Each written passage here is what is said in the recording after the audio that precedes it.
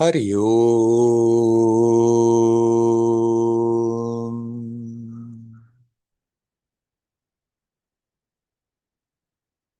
Hari Om.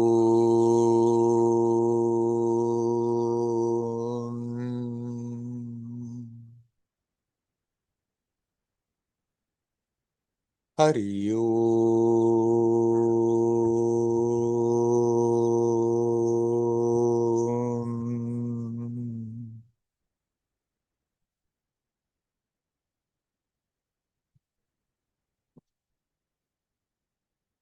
Hello, my friends.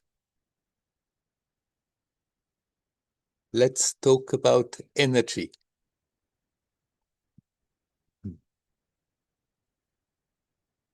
People talk a lot about energy. Reason why this comes to my mind is Heidi asked, can you talk about energy? How is it perceived? How to feel it? How to direct it? How to let it flow?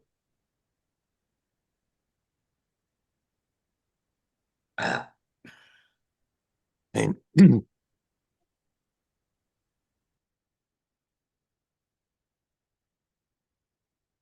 energy is an aspect of the base of creation.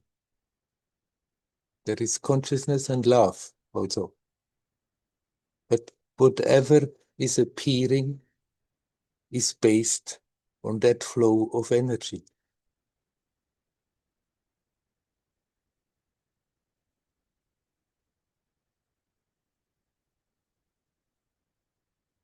We cannot twinkle with an eye without energy. We cannot take a breath.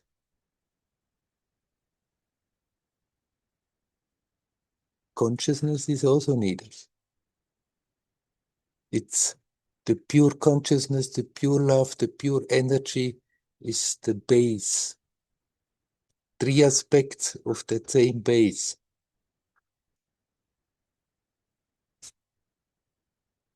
Now, energy is that aspect that makes everything dynamic. In the Hindu mythology, there are all these gods and goddesses. And basically, all the goddesses, they are representing that dynamic aspect, the Shakti, the Prana, the energy of life.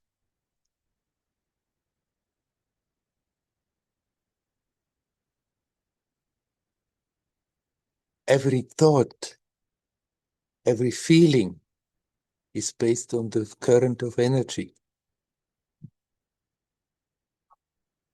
First time that hit me was when I was sitting in a satsang with Nisargadatta Maharaj, and he asked me questions. What is this? What is that? What is the mind? And I faithfully, as I had learned, repeated, the mind is the flow of thoughts. The flow of my thoughts is my mind. He said, yes, but it's based on energy. And that was an aspect I hadn't considered before. Yes, of course.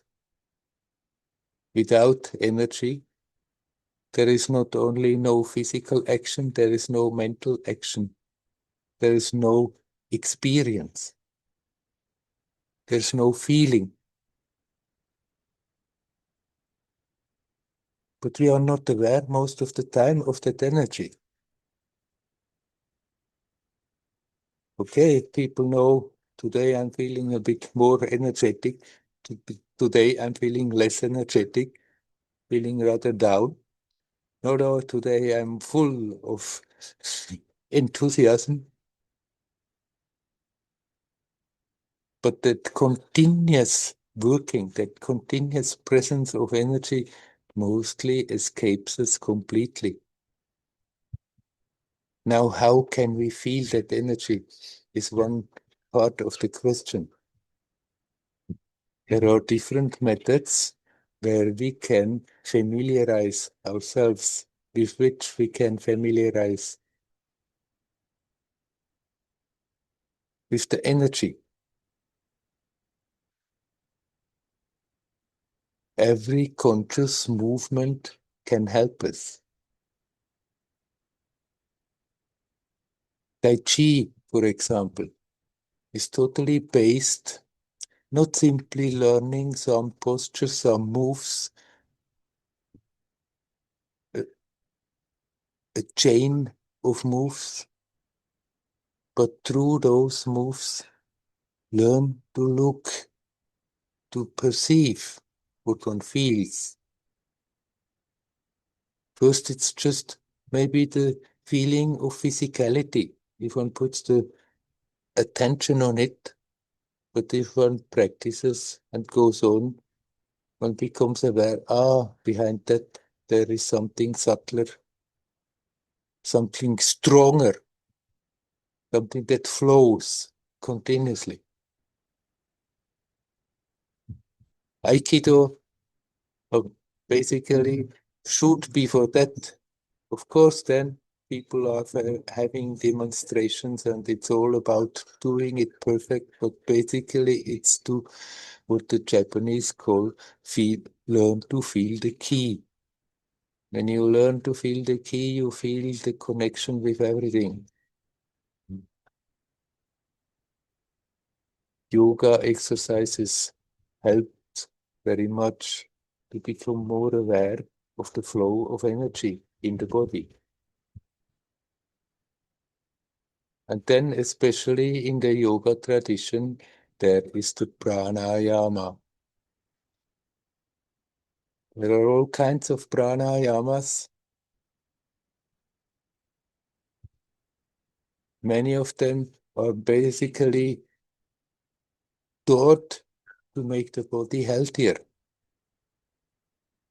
But if one continues practicing pranayama in a measured, in a systematic way, one slowly becomes more and more aware that with the breath, there is much more happening than air flowing into the body and out of the body. And it's not even necessary to do complicated pranayama exercises. If one has the hang for such a thing, one can do so, but it's better to do it with instruction of an adept who knows what is happening, who knows what they are doing. Because if pranayama is done improperly, it can also create troubles. But it's also just possible to simply become aware of the breath more. Instead of unconsciously gasping for air, learn to breathe in and to breathe out. A simple exercise like this is making one more sensible, subtle, that we can feel more and more with every breath. There is a wave of energy flowing through the body.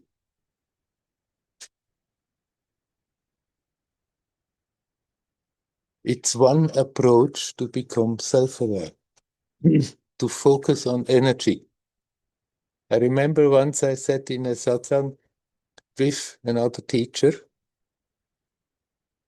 and she said, well, people talk about energy and think it's spiritual, but this has nothing to do with spirituality.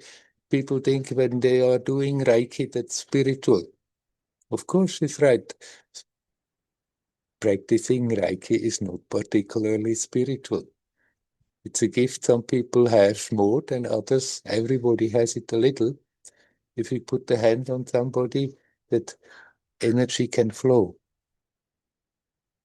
No, this kind of practices are not particularly spiritual or bring you back to yourself. It depends how one does it, but then every action done in the right attitude brings you back to yourself. But in one aspect, that teacher was not right. It is a possibility to become self-aware, focusing on energy. Just being aware there's that continuous flow of energy through the body. By becoming aware, one becomes more aware where there are knots of energy, where the flow is not going good. And by just being aware of it, consciously breathing and relaxing, gradually they are being undone. When the energy flows harmoniously in the psychophysical manifestation, the mind becomes quiet. It's also the other way around. If one learns to quieten the mind, in those moments of peace, the energy starts to flow harmoniously. They go together. So, how to feel the energy? A very easy way to go about it is just to start to breathe consciously. Not simply when we are sitting in meditation, but also to remind oneself, no matter where we are, no matter what we are doing, just breathe consciously and relax and feel more and more that miraculous life flow, that energy flow. It is not restricted to the body. It's very intensely directed in the body, but then somehow that energy is also expansive and connects with the life around.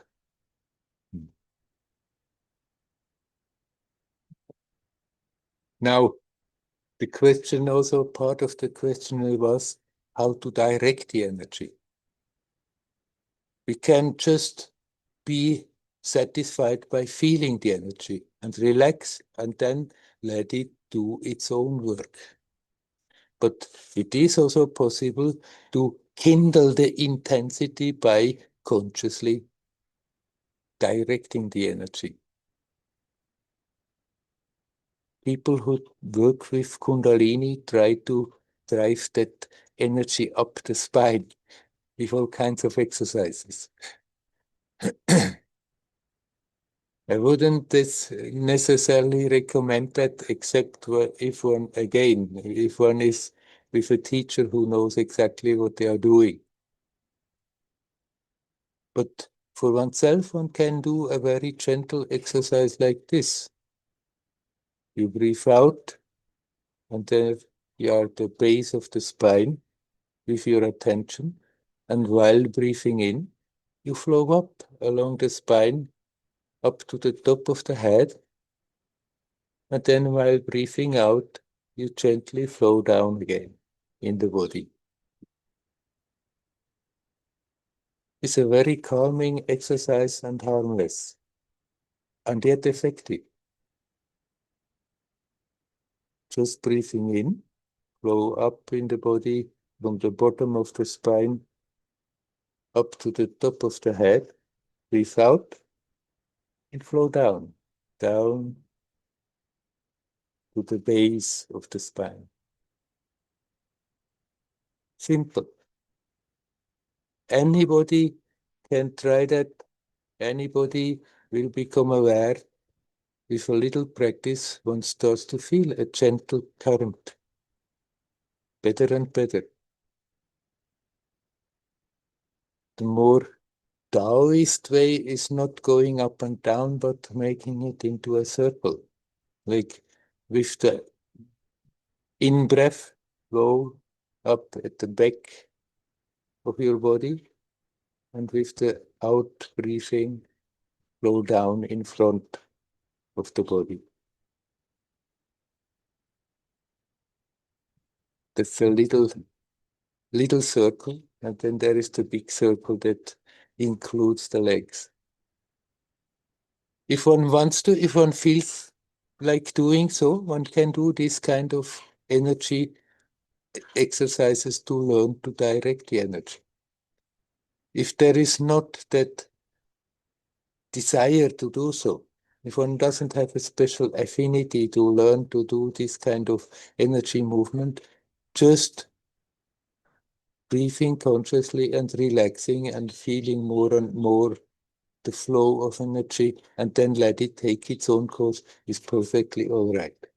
If we do that, we can come back to the source simply by observing energy, being more and more aware that every movement is based on a wave of energy. Every breath is based on energy. Every thought is based on energy. That's why it matters what we are thinking, how we are thinking. If somebody keeps always negative thoughts in their mind, then that creates an energy block. And if there is an energy block and we keep it up, sooner or later it starts also to manifest in a negative way physically, in diseases, in tiredness, in so many unpleasant ways.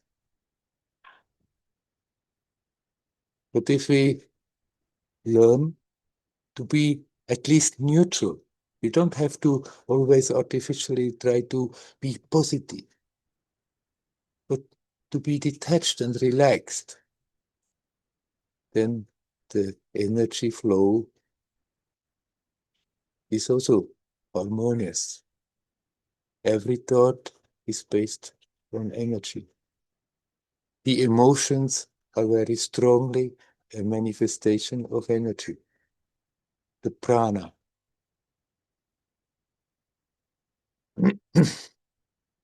One can decide to focus mainly on love. Focusing on love and go all the way back home to that base, the base of creation. One can focus mainly on consciousness, observing the mind, learning not to go on and on and on and on thinking, and being aware of consciousness itself, not on the thoughts, but becoming more aware of consciousness.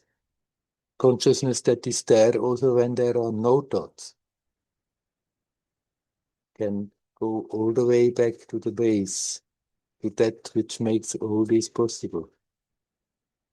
Or we can also focus on energy, learning to feel the energy. By energy practices, or by simply breathing consciously. And if one focuses on that energy, becomes more and more familiar with it,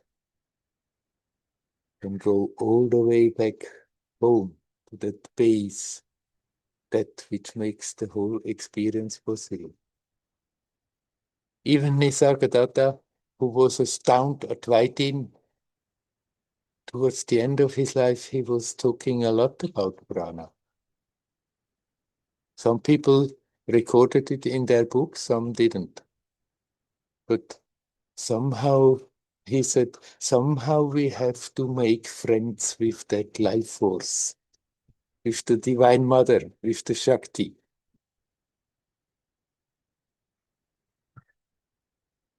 Even for an Advaitin, it was clear, it's sooner or later, it has to be included.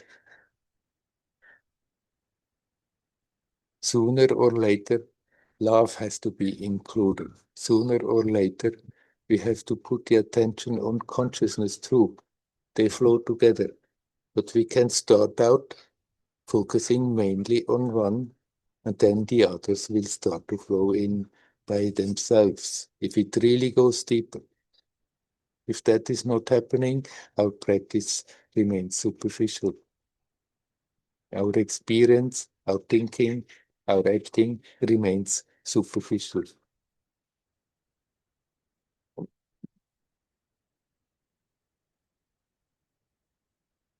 For me, in my journey, there was very predominant consciousness. self-inquiry, Advaita for a long time. Beside there was some yoga. Beside there was uh, the connection with my teacher, a mantra that I had, some devotional practice. But there was that main current of self-inquiry, and eventually it shifted that the yogic aspect became more predominant, that energy was always somehow in the picture. And I learned to feel how thoughts feel energetically. I learned to feel how we can damage ourselves with negativity. I learned to feel how helpful it is, how the experience can be expensive if we are not hanging on to negativity, but see it and let it go and let that positive openness for life, for existence emerge. And somehow this has been so natural that has remained a predominant aspect for me since then. I know it can be different.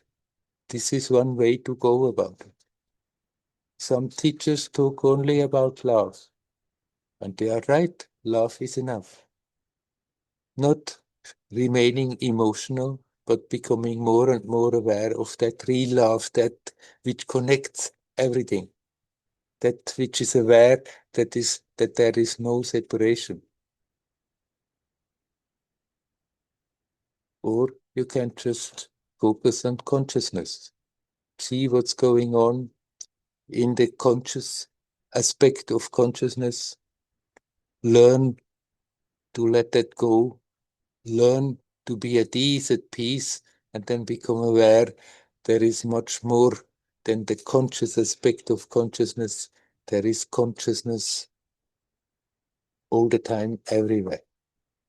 Pure consciousness.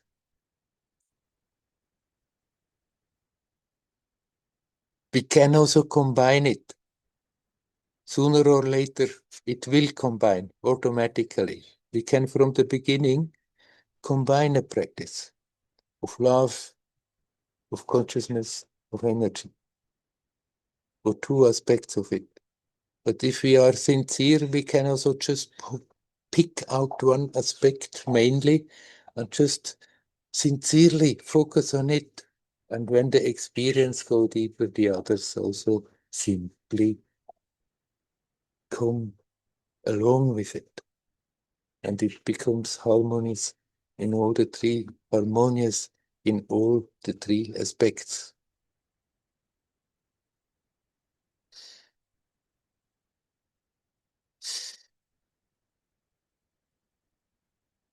Once we learn to breathe consciously, soon you can start to feel how your body is feeling better. You can start to feel how there is basically more energy at disposal for your day-to-day activities. Still, in that superficial level of energy, there are also all kinds of influences, and sometimes somebody may be very tired and not quite know why. But the general tendency is definitely there is an increased vitality, an increased health, and an increased capacity to be efficient if one breathes consciously. Even when I went to my first yoga class with 14, the yoga teachers, Mr. Yesudian, he was talking about that. And sometimes, as a young lad, I remembered and did it for a while, and then I threw it away again, forgot. If I had continued just to remind myself, just breathe consciously, I'm sure I could have avoided a lot of trouble in my story. But so we learn as it goes along. life is teaching us. We are here in order to learn, and nothing that we did in vain. It always brings something. But once we become aware, we can go in a straighter line. We can go along with more intensity. If you are conscious, if you are not half asleep, then we start to take the trouble to remember in one way or another. Let's be conscious. Let's be alive now and not go through it half asleep. And when one very easy way is to simply learn to breathe consciously. Ramana Maharshi invariably would then say, what you can do inquiry. If you do a continuous inquiry, that is equally good. I like to talk about the breath because that has become natural for me. It has become the easiest way for me. Okay, but now I drop the subject and I'm asking you, my friends, is there anybody who would like to come in and say something? You are welcome to do so.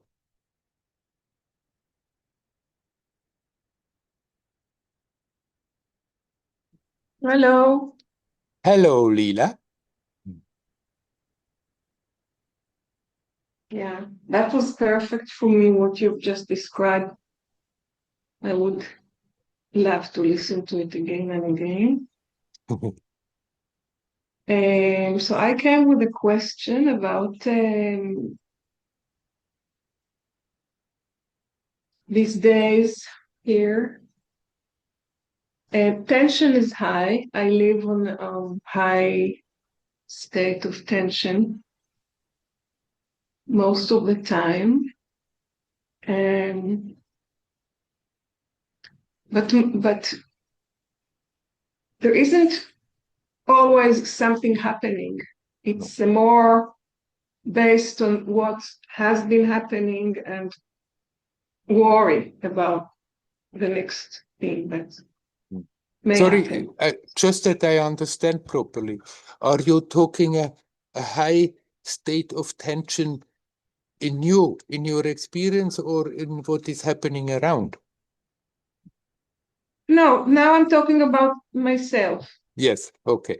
Of course, it's connected with what's going on around because I'm not the only one who's tense Yes, yes. and yeah, But now edgy. you talk about what's happening in you. Yeah, Yes. and I noticed something a bit. I'm even a bit shy to tell, but I'm sure you'll find it interesting. So when nothing is happening at the moment, um, life seems okay, and I do what I do, and I'm even maybe a little bit happy because I'm doing something that I like and so on. So. Mm-hmm. And then there's like energy, actually, sort Yeah, of energy yeah. that is asking for um, action. Mm. Part of it is probably based on fear. Like even when it's quiet in Gaza, now it's quiet. I don't hear anything from there. I hope nothing is happening there now. I mean, no shooting, no war now. But along the day, it might start again, and it's unpleasant. So sometimes I find myself waiting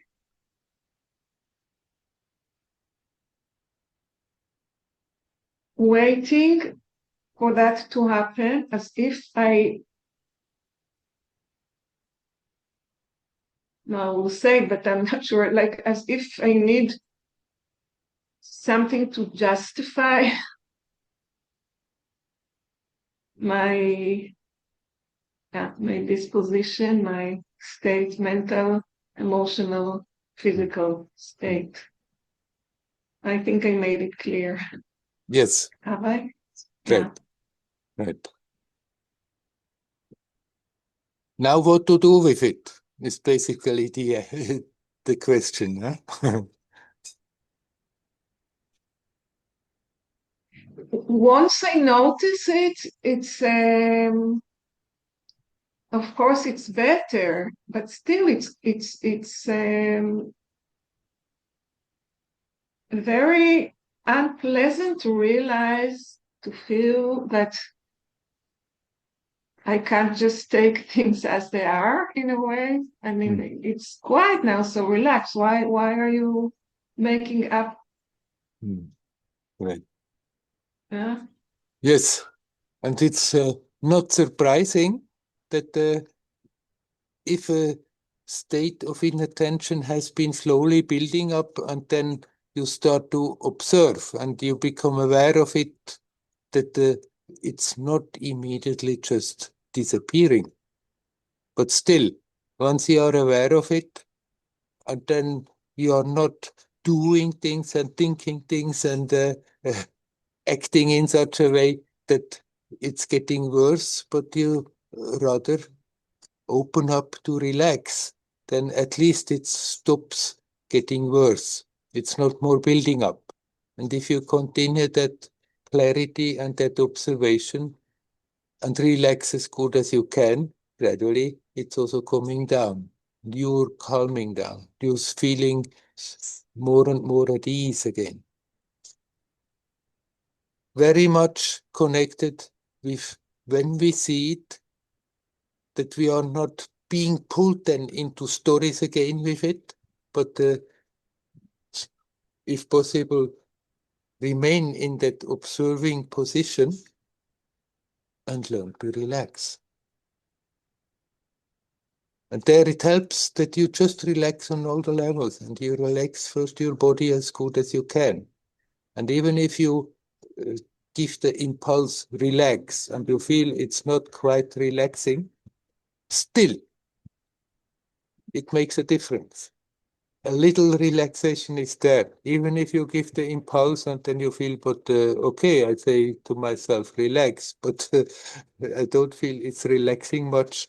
Still, it changes something. And if you are opening up in that direction, there is a little, at least a little physical relaxation, which immediately starts to help energetically also to relax. And if we energetically and physically relax, then that opens the possibility that our intellectual, mental tensions also can start to relax. So basically do what you are doing.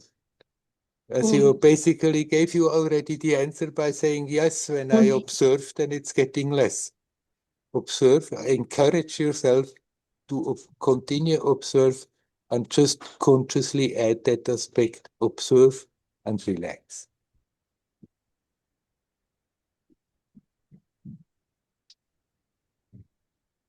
Yeah, I just wonder, I feel a bit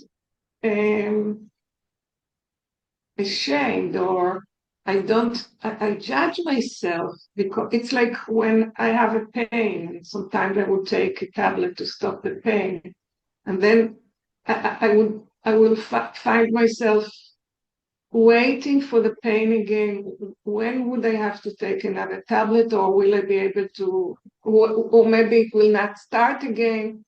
So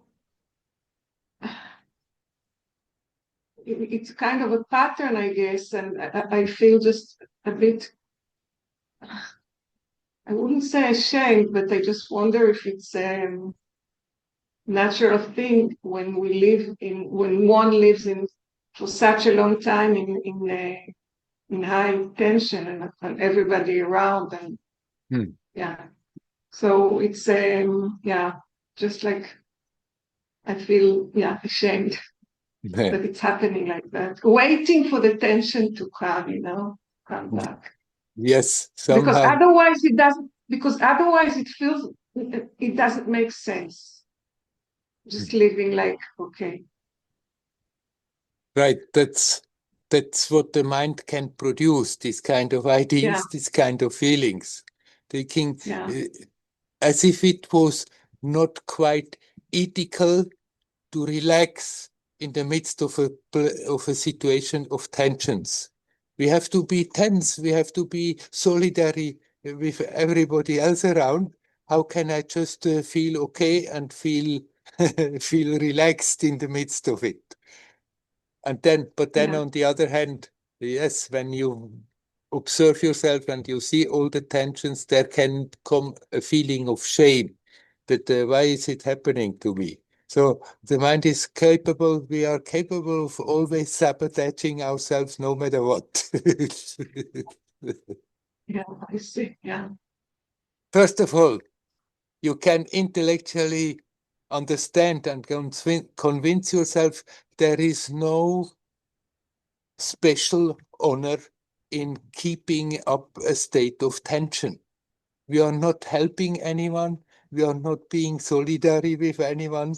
There is no like uh, circumstantial need that I have to be in tension. We may be influenced to do so, but we have always the right to let that go if we can. Actually, it's not only your experience that is improving, but there automatically you bring something into that situation that is very helpful.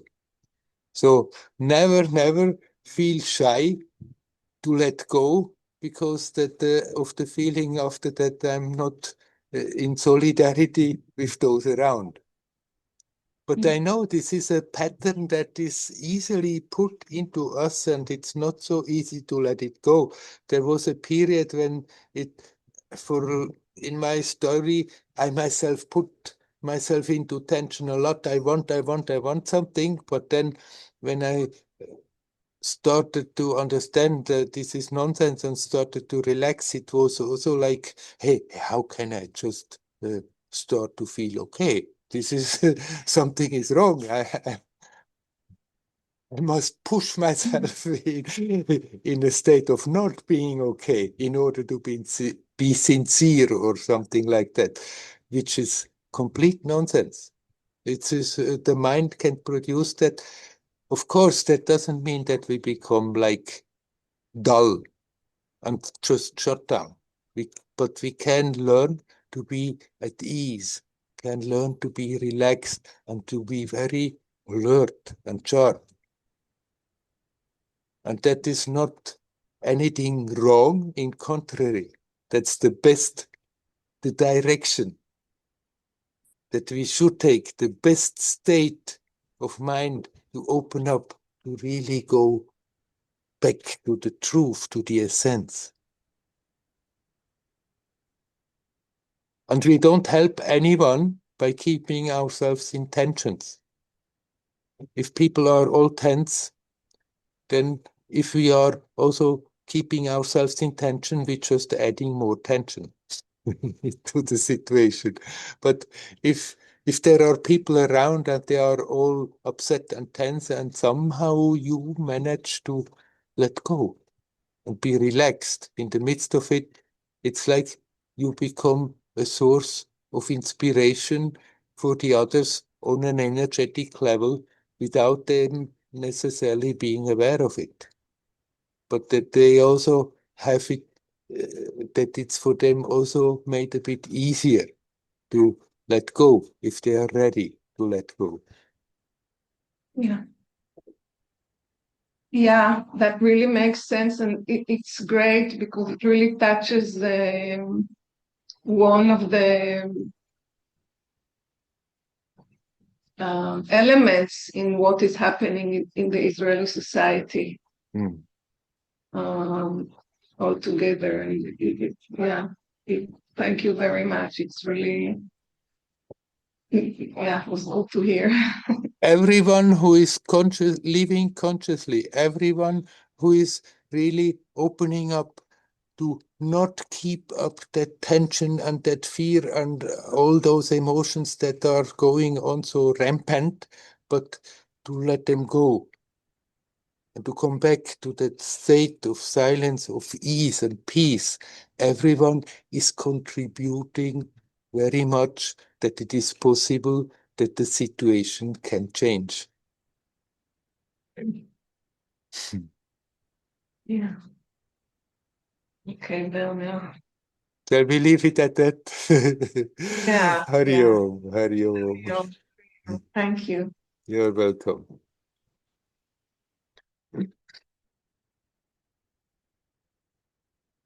If anybody else would like to come in and say something, you're welcome to do so.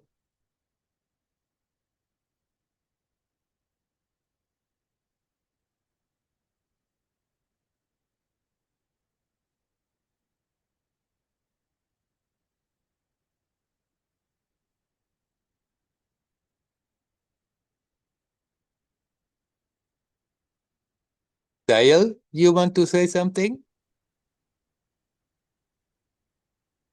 I cannot hear you if you're talking, but I can see you. Did you unintentionally put the camera on?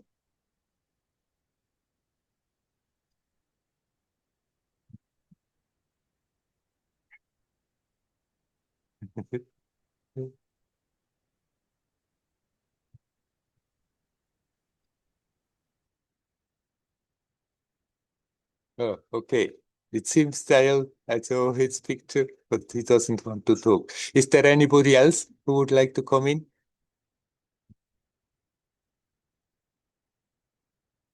Okay, let's stay for a moment more with that capacity to sabotage ourselves. When we grow up in a society that functions in a certain way. And so many things are simply put in our mind that form patterns without our quite being aware of it. And some patterns, they may do no harm, they may be useful, but many of those patterns that have been put in our mind and that we after that are not aware and then unconsciously keep on making them stronger, they are always there to sabotage our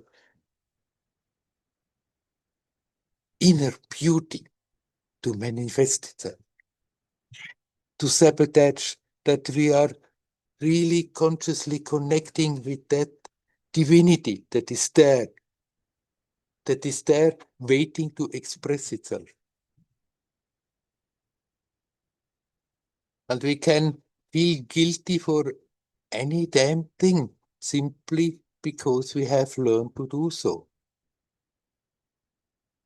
And then if we are doing spiritual practice and then we see things are not working as expected, I'm not as successful as I'm expecting, then it's very easily possible to start to somehow judge oneself and feel guilty and feel I'm not good enough. But this is stuff that has been put in our mind. These are patterns that are very widespread. Everybody has it more or less, is more or less prone to the attack of that. But if we see that, as long as we are not aware of it, we cannot do anything. But if we see these kind of things, then it's good with, to do with them the same thing, to just observe them, to be aware, there it's coming. This is a habit of reacting to situation. That I'm getting into that mood, I'm not good enough, I'm not getting anywhere, feeling guilty about it. When we see the feelings, we can fight with them or we can just observe them. And actually, rather invite, okay, come, manifest, and then consciously observe what it is doing to our experience right now, how it has an limiting, restricting aspect.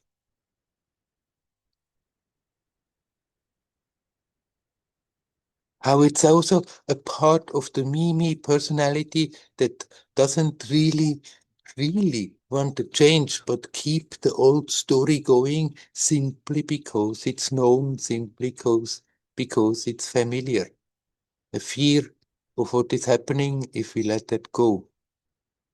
A fear to be natural, for heaven's sake. That which should be natural, that just out of habit, how we have been formed, that there can often be a fear, or then the feeling it's not right to do so. If I see people that they are not happy around, how can I just become naturally happy? Have no right to do so. All this stuff is sabotage to keep us in that little me bubble. Some of it is very consciously put into society to keep people a bit on their level, but a lot of it has just somehow happened with the development of the society, and then once we have imbibed it, it just happens that we keep on strengthening it without being aware that we are doing that and thinking it's perfectly all right. It's part of being human. That's how it is. It need not be like that. When we see those saboteurs popping up their head, let them come, invite them. All right, show yourself, manifest, but at the same time observe and become aware. Yes, that is there momentarily as an experience on a manifested level, but there is also that aspect that is observing, that is not involved. And I can bring the attention back home to that. And then if I'm not feeding those kind of mechanisms, they slowly disappear. They may disappear when I watch them at that moment, and then we can let it go. We need not think about it. But then when it comes back, then we become aware, okay, it's gone the other day, but it's still there. And it comes back, and then we treat it again in the same way. All right, come, manifest. We observe it's there for some time. If we are not feeding those mechanisms, then they disappear again, evaporate. Certain things we have to see one time and they are gone. They were not strong, they were not profoundly rooted. Other things we may have to see and observe again and again because they are so strongly developed that they don't go just from one day to another. But every time we consciously accept, okay, there are those mechanisms that want to keep me in a small bubble, instead of trying to push them away, trying to fight them, accept them, invite them, see what they are doing to your experience on all the levels, see how they are influencing you physically, see how they are influencing you energetically, see how they are influencing you mentally and intellectually, and learn to relax and have the courage to relax. Even if one voice says out of habit, hey, I cannot simply let go. This cannot be done. It should not be done. It's not right to do so. Yes, you have the right all the time, wherever you are, whoever you are. You have the right. It's your birthright to come back to your natural state, to become natural, to learn to be rooted in that which is prior to all those mental stuff, to all those mental patterns, to all that those things that somehow keep on perpetuating the story on the same level, on and on and on. You have the right to let that go and dive into your own beauty, dive into your own resources, become aware to handle that there is a divine being totally free of all that, waiting to have a chance to express itself freely, naturally.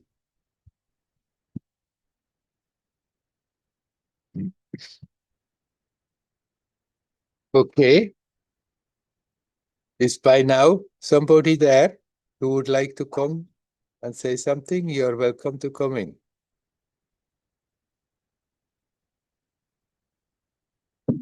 Sorry for the noise of the dogs. There is somebody at the gate. But Tuda will take care of it. Hello, Andreas. Hello. Can you rob yourself of energy by thinking too much? Or is thinking taking away energy? Thinking is using a lot of energy, right? People have no idea what a tremendous job they are doing unconsciously the whole day long by thinking. It's eating up a lot of our life force that is at disposal at that moment to manifest. Is it because we produce our own story by thinking? It is the very act of thinking is an action that needs energy. But then if you are thinking, usually it's not something very creative. It's usually just our mental stuff that we are churning around, and that in itself is draining the energy away, because what those thoughts are usually is not very glorious, but rather exactly all those patterns that manifest in one way or another and sabotaging our inner beauty. A lot of times I don't have very much energy. So should I try to become aware in which ways I take away the energy of myself? It's not so much that you have to somehow try to be on the lookout. How am I losing my energy? Just learn to be conscious what is happening. And there often we see, oh, there really I'm spending lots of energy, and the very seeing is already starting to change that. I know some patterns that how I waste some energy, like in when I'm in contact with other people, but it's very difficult to change it.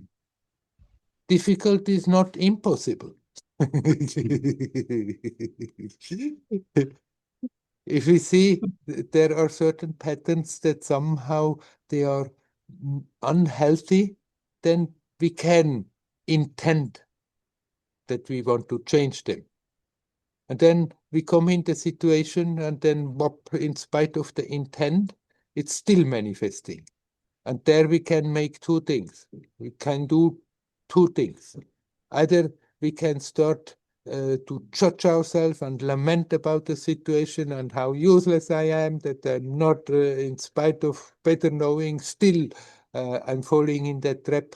Or you can just accept, okay, in spite of my clarity, it's still happening, except that habit is too strong. It it needs some more work, and then and there renew that intent. But I'm not condemned to keep it forever and ever. I can really learn to let it go. And that gives you the direction, and often we are not aware how patterns are getting weaker. We are rather always ready to be upset that patterns that we don't want still are manifesting.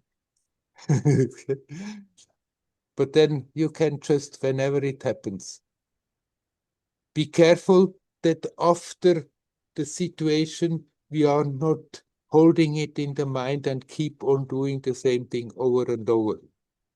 Because that is also one way one spends lots of energy. Something has happened in the confrontation, and then after that, instead of letting it go, then we keep it in the mind and replaying it and replaying it and replaying it and justifying ourselves. I'm right, they're wrong.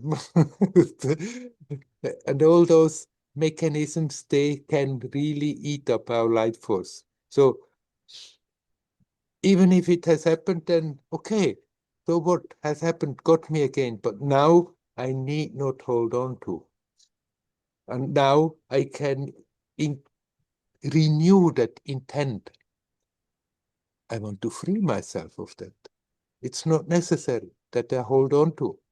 And with that increased intent, there will be more alertness in a next similar situation. Maybe we get completely sucked into it, forget. But then the moment you remember, there I went again, got me again completely. There you just watch what's going on. Not condemning yourself, not judging yourself, not feeling bad about yourself, but accepting, okay, there is some more work needed. And then just observe now what is happening. And has that mind the tendency to go again into the story and play it over and over? And there you can withdraw the interest and observe instead of being in the story. And then those patterns that seem to be very difficult to get rid of, they gradually also become weaker. And with patience, with perseverance, even the strongest stuff can be neutralized. Should you try to be natural when you are in contact with other people too, like as a goal? Yes, of course. Be natural. Be again like you were when you were a little boy. You can use all the knowledge and wisdom that you have accumulated since you were a little boy. But I mean, some kids are traumatized very early and they stop acting natural very early. But basically, little kids, they just are the way they are.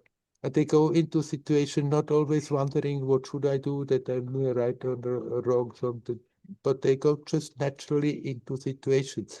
That feeling of ease, of naturalness, we can regain it. We had it and we lost it, and we can come back and reactivate it.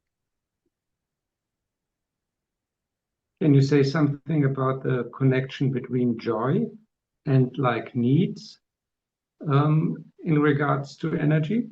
Mm. That's also something that we have learned, that in order to somehow merit joy, we develop needs and we have to fulfill those needs, and then we can be joyous. Which is also a trick again to completely mislead us, that joyousness that we are looking for is not the result of fulfilling a need. When we have a need and get all tense and restless, then of course there we are putting a barrier that we cannot experience that natural joyousness. And then when that need is fulfilled for a moment, we may be able to experience joyousness. Why? Because we let go. There is some nasty smoke in the air, makes me cough all the time. Sorry.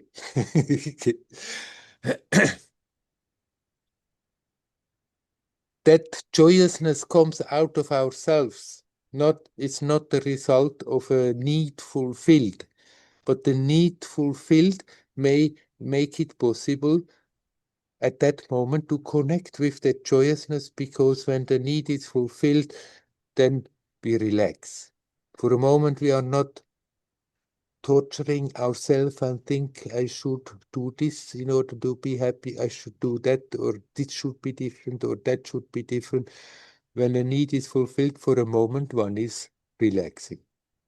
And in that relaxation, that natural joyousness has a chance to manifest in a more intensive way than before that.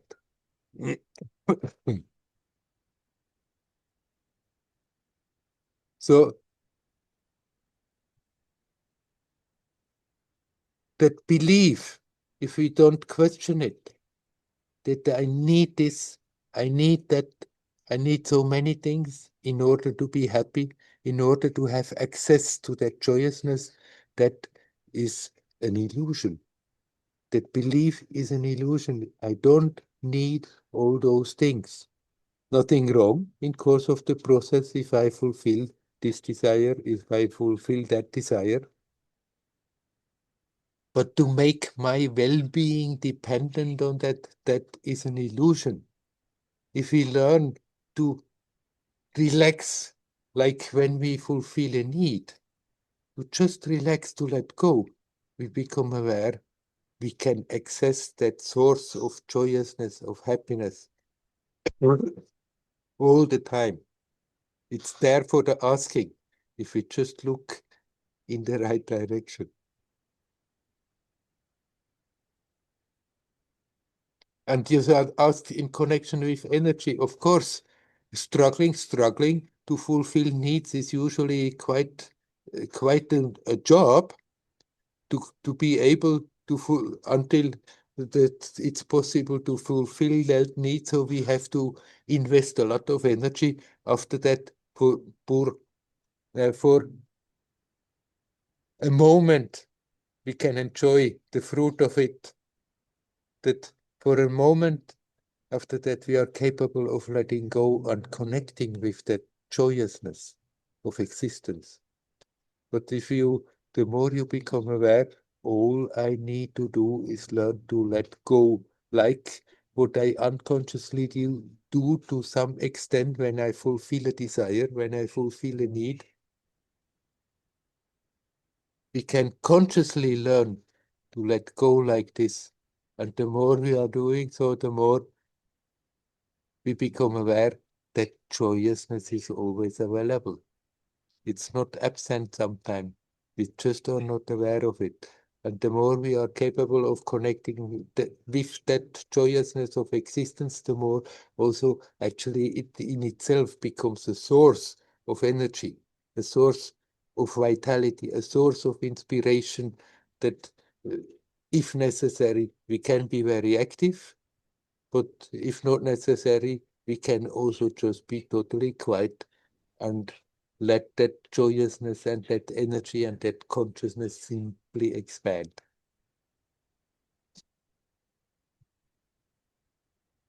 Okay. Okay? Thank you. You're welcome. Hari Om. Hari Om. Hello. Hello, Nava. Hi, Werner. I wanted to ask about forgiveness, Yes. whether it's self-forgiveness or forgiveness of others who have hurt you. Yeah. I've never quite really been able to connect to that. Yeah. It just somehow didn't make sense. I No. was listening to something this morning, Yeah. and basically what he was saying was that as long as we are not conscious, we hurt ourselves and we hurt others. Mm. And as we become more conscious, we can see how that has happened. For example, that we have hurt ourselves and others. Mm. And when we really see ourselves, there's no longer the need for forgiveness because we're seeing the difference between, let's say, the ego and the real self. Mm. And I wanted to ask what you thought of that. Right. I agree with that statement. Once you really see that, then things are dropping off. There is nothing more to forgive. They're simply gone. Whether whether it's grudges towards others because of what they did to us, or grudges to ourselves because what we did to others or to ourselves. Once we see what is really going on and let it go, then forgiveness is not more necessary because there is nothing more to forgive. Now, on the way, it's not a bad thing you said you never could connect because it didn't make sense, but it does make sense. If somebody has hurt us, and then we keep it in mind, and we turn it around, we keep on hurting ourselves with that. And then if we see that, okay, actually, I hold on to that scene or to that period of time and I feel hurt about it, and then somehow there comes in a certain amount of self-pity about it and self-righteousness, and I'm totally right to feel angry and bad about that person. And in that way, we are keep on hurting ourselves. We keep on throwing our energy away. And if we can say, hey, come on, it's the past. And after all, they just acted because they don't know better. They act from their level of consciousness. And so there's no point in myself holding on to and hurting myself, but I can also forgive them because they somehow didn't know how to act better. It's not a question then that I have to be right and prove that they are wrong. Or if I'm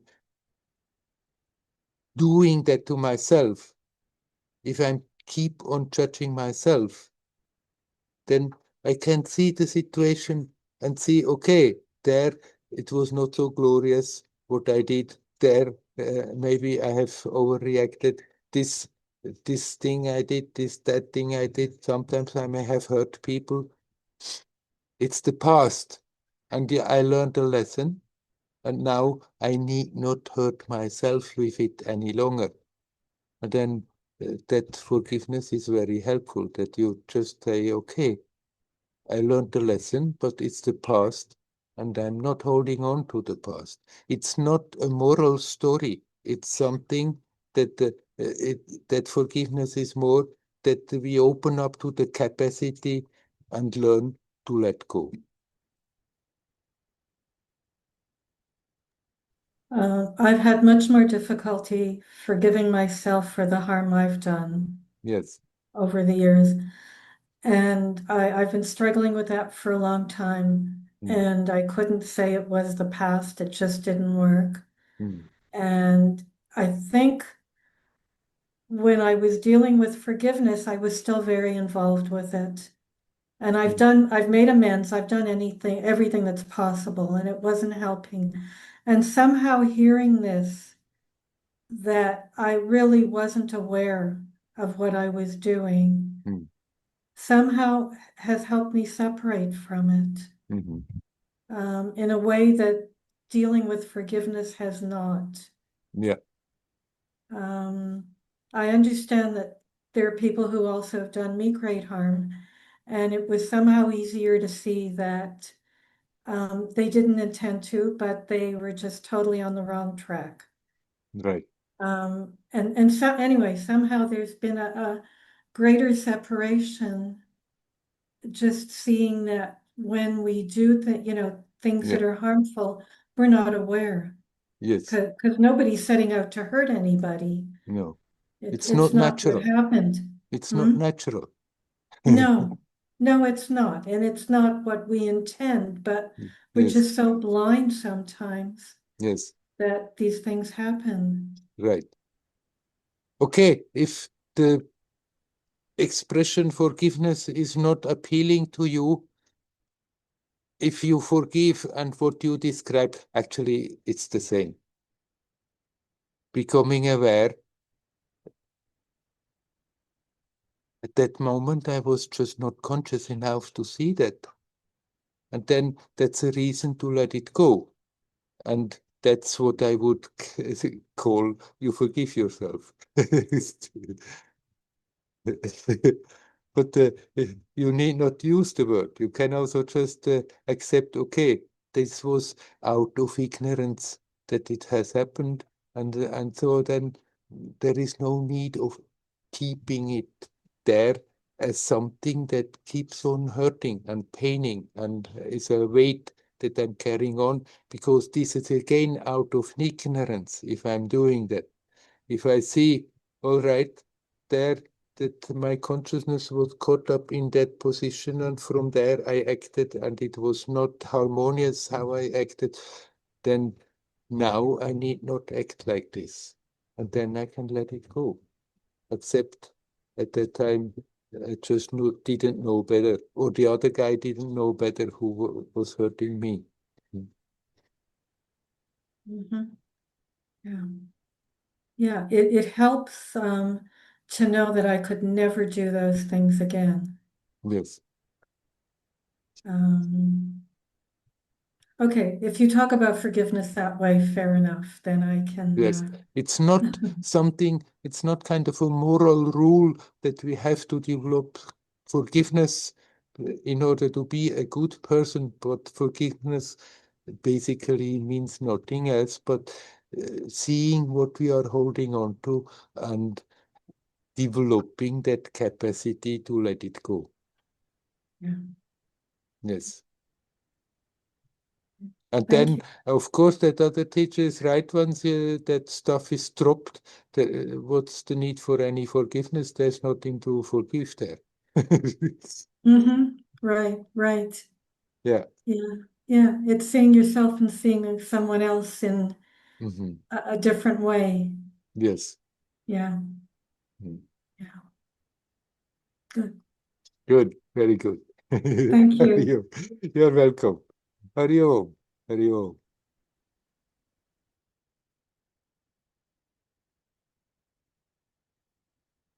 Is there anyone else who would like to come in and say something?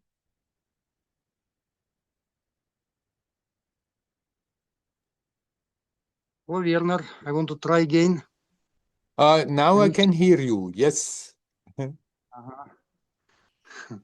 Yeah, because I'm doing translation and there's Yeah. two devices. Sometimes it's Yeah. not easy. Yeah, right. And you want to translate the question of somebody, or you want to say something? I want to say something. Natalia now translating me. Oh, okay. Very good. So, just a second. You can go ahead. Yeah, I just give her time to translate me. Oh, I Sometimes see. Oh, it's a gap. Yeah. yeah, yeah. Okay. I heard you have a birthday today. Is it? Are you 70? I think so, yes. A big congratulations, Werner. So I wish you a long life, that you was able to help us more and more. You're welcome. It seems that 70 years ago, this body came into existence. Yes, yes, and just yeah, some difficulties for translation. Now I can talk to you, but they cannot hear your voice, Russian friends. But I will continue a little bit more.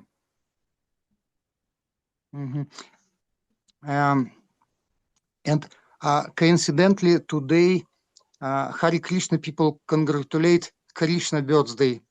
So I congratulate you and Krishna as well together. Today is Krishna's birthday. I see. Like the Indian birthdays, they are not like in the Western calendar, always on the same day. They are in a particular month, according to how the stars are in relation to each other. And so they are celebrating in the birth month when the stars are in the right place. So the date changes a bit from one to another, but I didn't know that today they are celebrating Krishna's birthday. Hare Krishna. Hare Krishna. And I want to ask you, how is the best way to celebrate our birthday when it happened with me or someone else? What is the way? Yes. People always want to celebrate, huh? So I never was one for big celebrations. But if you want to celebrate, then right, celebrate that you are alive in one way or another. Don't go through the birthday half asleep and think, ah, fantastic birthday, and not really be consciously here and now. I celebrate my birthday by consciously breathing in and breathing out.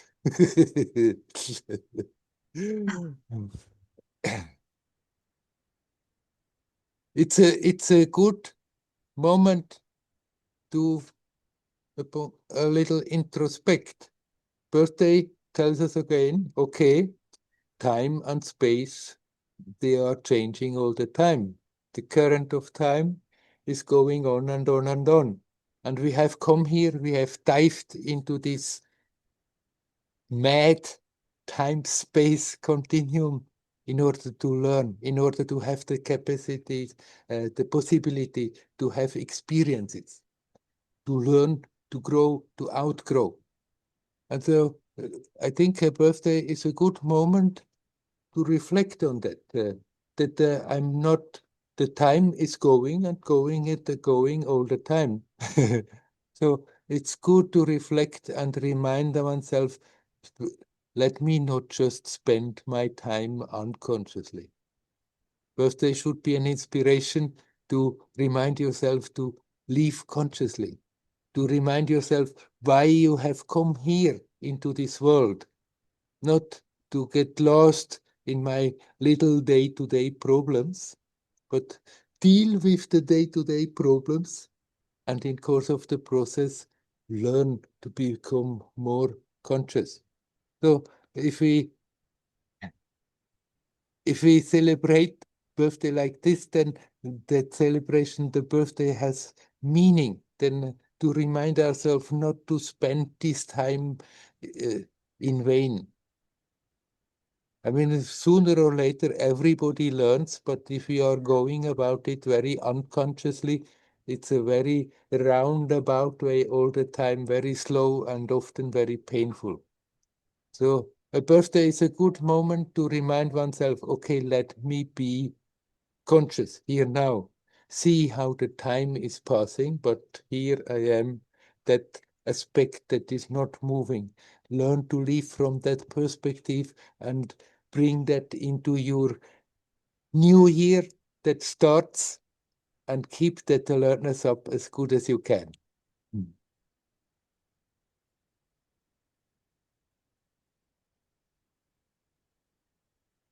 Thank you, Werner. Thank you. And one more question. Do you have any feeling how long you going to stay in this body?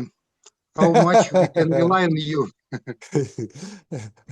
I have no idea. It seems I'm not going immediately. Very good. Говорит, это не продает прямо сейчас. Okay. There was a Thank you, Werner. time when I was struggling. I thought, I don't want to live any longer. I don't want to live any longer like that.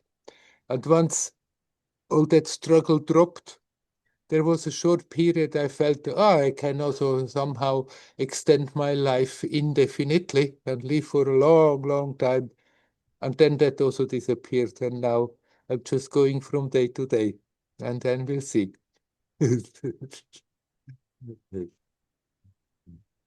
Mhm. I Thank you very remember much, Werner. in the first season of Satsang, in the first winter season in Dayadharmam, there was a little group, and there was a funny Frenchman who asked always funny questions. And then he asked me, how long you are planning to stay alive? And so in the current of the joke there, I told him 2,000 years. But I cannot say this is really a plan. No, it doesn't matter. When the time comes to go, then it's time to go.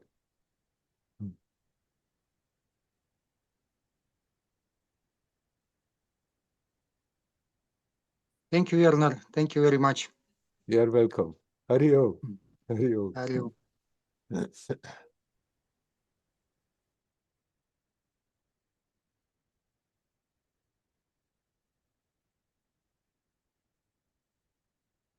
You're never born.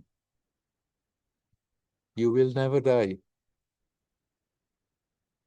A form comes into existence, and from the first moment it starts to change and change and change all the time. And eventually that form disappears. You're before that, you're during that, you're after that. You are timeless, here, now. And this is just a story that is passing. It's temporary. It's also good to remember when things are hard, when it's difficult, all this is temporary. It has a beginning, it's there for some time, it has an end. But you are here, now, timeless. Time and space are like a current, but you are that which is aware of the movement, immovable. And yet, perceiving all this, and yet getting enriched through all those experiences, through all those challenges that have to be faced on this particular level, getting enriched for the experience, essentially remaining the same.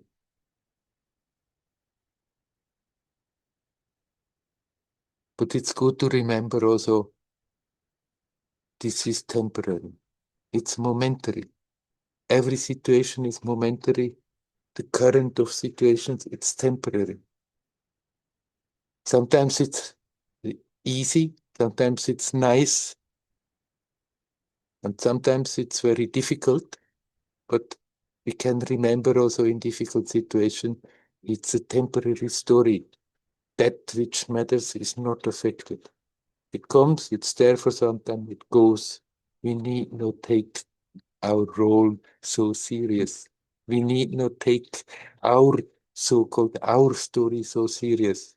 It's changing, it's continuously in motion, but you are that silent aspect that is aware of it, that makes it possible, that learns from all those experiences, but is not hurt by it.